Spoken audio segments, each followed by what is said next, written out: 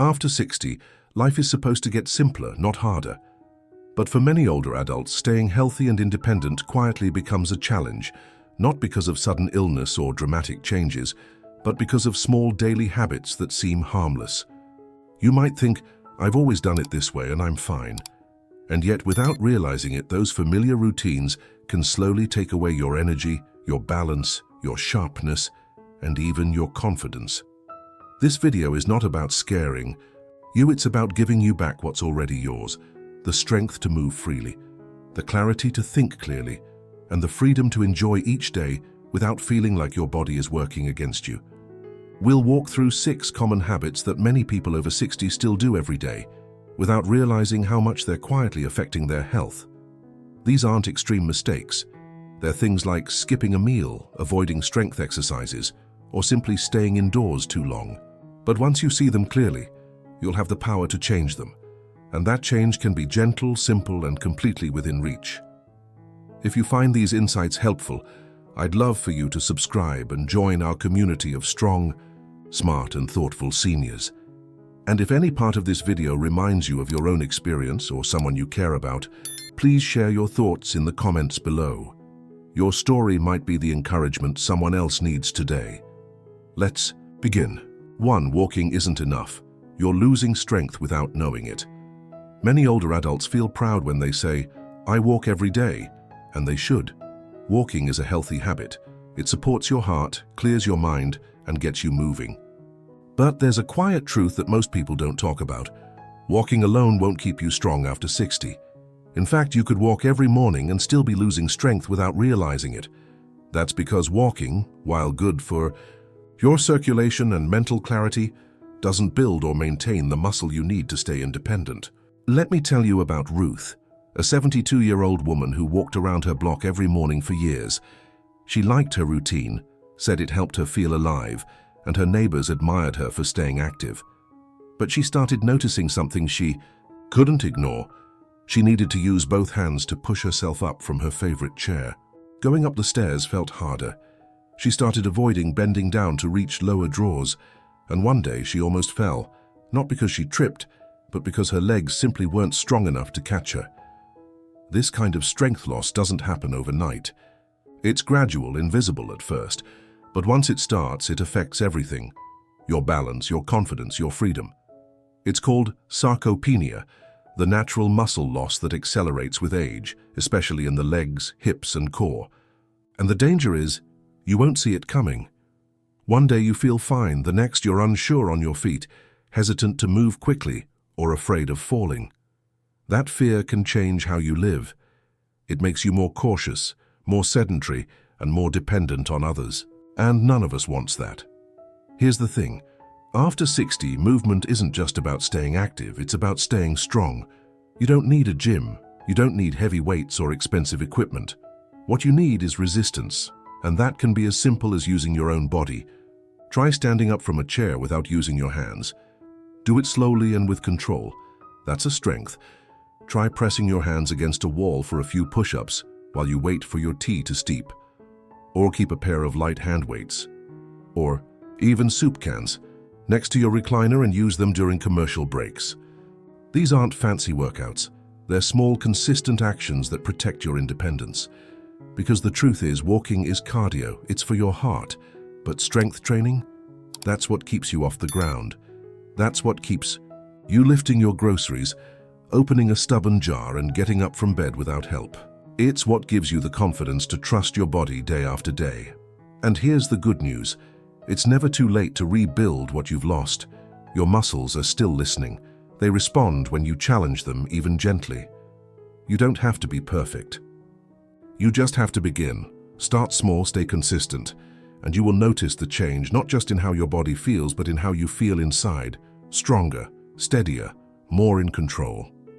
So the next time someone says, just keep walking, remember, this walking keeps you moving, but strength keeps you free. And freedom is worth working for, no matter how old you are. 2. Eating too little to stay thin. You're slowly losing your energy. Now let's talk about something people don't always mention. Eating too little, especially when we think we're doing the healthy thing. Many older adults start cutting back on food after 60, not because they're trying to starve themselves, but because appetite changes, digestion slows, and deep down, there's a quiet fear. Fear of gaining weight, of being told they're not aging well, of becoming dependent. And so they begin to shrink their meals almost without noticing. A slice of toast in the morning, a few crackers or fruit in the afternoon, maybe a bowl of soup at night. It feels light, it feels clean, and it feels safe. But here's the truth. Over time, that habit doesn't protect you, it weakens you. Think of Robert, 75, who always took pride in staying lean. He used to joke that he ate like a bird, and it worked for him until it didn't.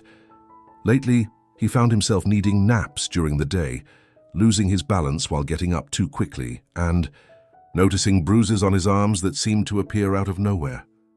His doctor told him what no one else had. He wasn't eating enough to keep his body running. What once kept him light was now making him fragile. After 60, the body changes. It doesn't store or rebuild muscle as easily. It needs more high-quality fuel, especially protein and healthy fats, to stay steady. When you eat too little, your body doesn't just slow down. It starts pulling from itself, your muscles, your reserves, your energy. That's why you may feel weaker, colder, more tired, or even anxious. You're not just hungry for food. You're hungry for strength. This doesn't mean you have to start eating large plates of food or forcing meals you don't enjoy. What it means is this: the right food, in the right amounts, at the right times, can give you back the clarity, stability, and strength you've been missing. Add an egg to breakfast, soft-boiled, scrambled, or however you like it. Spread a little peanut butter on your toast. Keep a small dish of Greek yogurt nearby in the afternoon. It's not about eating more. It's about eating smart, giving your body the building blocks it needs to support you. There's a quiet dignity in feeding yourself well, not because someone told you to, but because you recognize what your body truly needs. This isn't about weight. It's about function. It's about freedom. When your legs don't feel wobbly, when your thinking feels clear again, when you have enough energy to finish the things you start, that comes from fuel, not from fear. And if part of you still hesitates, thinking you'll be judged for eating, hear this: you're not being greedy. You're feeding the strength that's still alive inside you. You're not giving in. You're choosing to live fuller. And that choice is powerful, because food isn't just about taste or habit. It's your quiet partner in resilience. So the next time you sit down for a meal, ask yourself, not how little you can eat, but how fully you can nourish what matters most: your mind, your muscles, your movement. After all, your body has carried you through so much. The least you can do now is feed it with the care it deserves. 3. Taking the same medications for years without checking the risks. Speaking of routines, let's look at the pill box. For many older adults, medications become a part of daily life, so familiar that we take them without even thinking. You fill your weekly organizer, take each dose on time, and trust that what helped you years ago is still helping you now. But the truth is, as your body changes, the way medications work inside you also changes. And what used to support your health could now be quietly working against it, without any warning signs until it's too late. Take Phyllis, for example. She was 79 and had been taking the same pills for over a decade: blood pressure medication, a sleep aid, something for cholesterol, and a few over-the-counter supplements.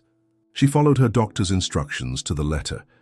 But lately, her daughter started noticing changes. Phyllis was more tired than usual, drifting off in the middle of conversations. She'd slur her words sometimes, or forget what day it was. Kiksari. At first, they thought it was just aging, but something didn't feel right.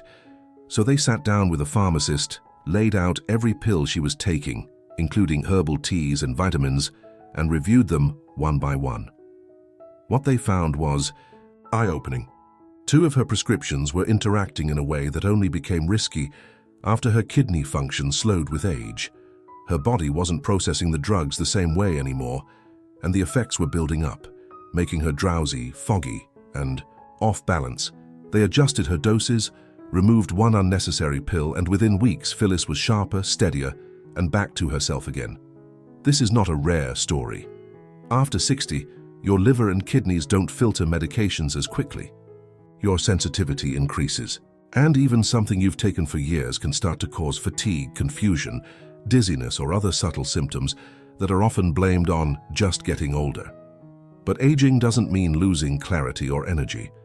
Sometimes it just means your body needs a new plan, and that's why regular medication reviews are essential, not just when something feels wrong, but as a part of staying well. At least once a year, sit down with your doctor or pharmacist. Bring a full list of everything you take: prescriptions, supplements, teas, vitamins, creams. Ask questions. Has my dosage changed with age? Are any of these overlapping? Are they still helping, or are they quietly making things harder? Because the goal of medication isn't just to treat one symptom, it's to support your whole life. And that means checking that each pill still fits your body's needs today, not 5 or 10 years ago. When you review your medications, you're not being difficult. You're being wise. You're choosing awareness over assumption, clarity over confusion. And that's what healthy aging is all about. Staying informed, staying alert, and making small changes that protect your independence. It's not about stopping meds. It's about making sure they still work with your body, not against it. You have the right to ask. You have the right to adjust. Because staying well after 60 isn't just about what you take. It's about how thoughtfully you take it. And when you take control of that conversation, even just once a year, you give yourself something far more powerful than any prescription. You give yourself peace of mind, and that's something worth holding on to. 4. Not drinking enough water. That's why you feel tired and foggy. Have you ever gone through half the day and suddenly realized you haven't had a single glass of water? It happens more often than we think, especially as we get older. Many people over 60 start to rely on a cup of coffee in the morning or a small glass of juice at lunch and assume that's enough. But when the headaches come, when your thoughts feel slow, when your body seems heavier than usual, and you can't quite explain why, there's a good chance dehydration is quietly behind it. Think of someone like Henry, 74, who never thought much about water. He had his morning coffee, ate lunch with a small glass of juice, and maybe sipped something during dinner. But he began feeling lightheaded when he stood up. His memory felt slower. His skin looked dry and papery. His doctor couldn't find anything alarming until they asked one simple question: "How much water are you drinking every day?" Henry paused, and for the first time in years he realized he wasn't drinking water at all. Not because he didn't want to, but because he didn't feel thirsty. And that's the hidden danger. After 60, our thirst signals weaken. The body stops sending clear reminders, even when it needs hydration the most. Just because you don't feel thirsty doesn't mean your body isn't dry on the inside. Dehydration in older adults doesn't always show up with strong symptoms. It creeps in as fatigue, poor concentration, muscle cramps, or even constipation. But the fix isn't complicated. It's just forgotten. That's why creating simple, steady habits matters. Keep a small glass of water next to the chair you sit in most. Drink a glass before your walk, not just after. Choose warm herbal tea between meals, especially if plain water doesn't appeal to you. You don't need to drink gallons. You just need to sip steadily throughout the day before the fog sets in and the tiredness takes over. Hydration is not, say, a bonus, it's a foundation. It keeps your digestion moving, your joints cushioned, your skin elastic, and your thoughts sharp.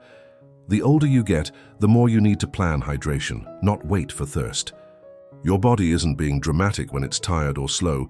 It's trying to tell you something in the quietest way possible. And that message is simple. Water is life, especially now. So don't wait until you feel dizzy, foggy, or weak. Don't dismiss those subtle signs as just part of aging. Reach for that small glass, refill it. Make it a part of your rhythm, not a chore, but a gesture of care.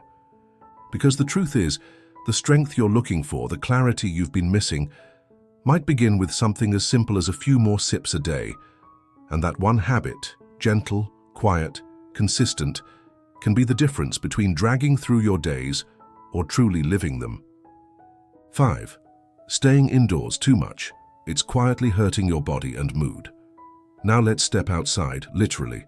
One of the most overlooked habits that quietly harms older adults is staying indoors too often. It starts out harmless. Maybe there was a cold winter. Maybe a small fall made you more cautious. Or maybe your schedule just got quieter and you didn't notice how many days had passed without going out. Over time, the habit becomes the norm. You wake up, move around the house, do a few things, and before you know it, it's evening again, and you haven't seen the sky. The days begin to blend, the light in your life dims, and your body starts reacting in ways you might not connect to time spent inside. There's something deeply healing about natural light. It's not just about seeing the sun, it's about what the sun does inside your body. Sunlight triggers vitamin D production, which is essential for keeping your bones strong and your immune system alert. It regulates your internal clock, helping you sleep better at night and wake up more refreshed. It even lifts your mood, not because of some magical force, but because your nervous system responds to daylight. When you stay inside too long, your world shrinks, your thoughts become heavier, your energy dulls, and your body, especially your muscles and joints, starts to feel stiffer, slower, more fragile. Think of someone like Ellen, 78, who used to enjoy sitting on her porch every morning with a cup of tea. But one winter, the cold kept her in. Then she slipped once in the kitchen and became hesitant to move around too much. Weeks turned into months.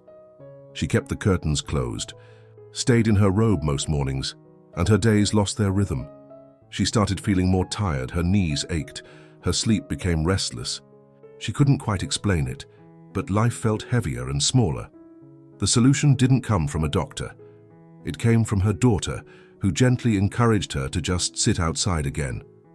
Not for long, just 10 minutes. A porch chair, a warm blanket, a soft breeze. That one small action started to change everything. The sunlight touched her skin. The fresh air reminded her she was still a part of the world, and for the first time in weeks, she felt a little more alive. She didn't need a walk or a trip, just the return of daylight on her face. This isn't about being outdoors all day. It's about letting the outside world reach you, even in small doses. Open the curtains fully in the morning and let the light in. Crack the window while you drink your tea. Sit by the doorway for a few minutes, even if you don't feel like talking to anyone. These moments don't just lift your spirits, they keep your body functioning. They signal to your brain that the day has begun. They help regulate your sleep. They protect your bones. They soften the fog that creeps in when we isolate without meaning to. It's easy to forget how much your environment affects you, but the body remembers. The skin feels it. The heart feels it. The breath feels it. So if you've been staying inside too much lately, let today be the day you let a little light back in. The world hasn't gone anywhere. It's still waiting, just beyond your window. Let it reach you even just a little, because sometimes healing starts with nothing more than stepping toward the sun. 6. Avoiding technology. You're missing out on family and support. And finally, a habit that can leave you feeling alone, even when others still care deeply about you, is avoiding technology altogether. For many people over 60, the idea of using a smartphone, a tablet, or a computer feels overwhelming or unnecessary. You've lived most of your life without these devices, and truthfully, you've done just fine. But today, the world has changed in ways that make technology more than a luxury. It's become a lifeline. The longer you avoid it, the more disconnected you become from the people, services, and information that once surrounded you naturally. Marie, a 74-year-old grandmother, felt this firsthand. For years, she refused to use a smartphone. She didn't like the noise, the flashing screens, or the feeling of being left behind. When her grandchildren moved away, she told herself that phone calls and letters would be enough. But as time passed, she began missing birthdays, family updates, and simple moments that used to bring her joy. She didn't know about the group messages. She didn't see the photos. She didn't hear the laughter on video calls. She wasn't forgotten, but she felt like she was fading out of the picture. Then one day, with the help of a kind neighbor, she learned how to do two things. Read a text message and join a video chat. That was all. And that small step changed everything. Now when the phone rings and she sees her granddaughter's smile on the screen, her face lights up. She's there for the jokes, the stories, the little things that matter. She's back, in the loop, not because she chased after technology, but because she allowed it to bring her closer to what she loved. This isn't about learning every app or using every gadget. It's not about becoming tech-savvy or trendy. It's about staying connected to your family, your doctors, and your community. These days, even a library card or a doctor's visit often requires a screen. Prescription reminders come through. Email, appointments are booked online, photos live in digital albums. If you shut all of that out, you're not protecting your peace, you're cutting yourself off from support, information, and love. And yet, learning something new can feel daunting. That's natural, but so is growth. So is change. At any age, learning is proof that your mind is still curious, that your heart is still open, that your presence still matters. You don't have to do it alone. Ask someone you trust, a family member, a neighbor, a friend, to show you one thing, just one. How to open a message, how to join a call, how to look at the pictures they've been wanting to share with you.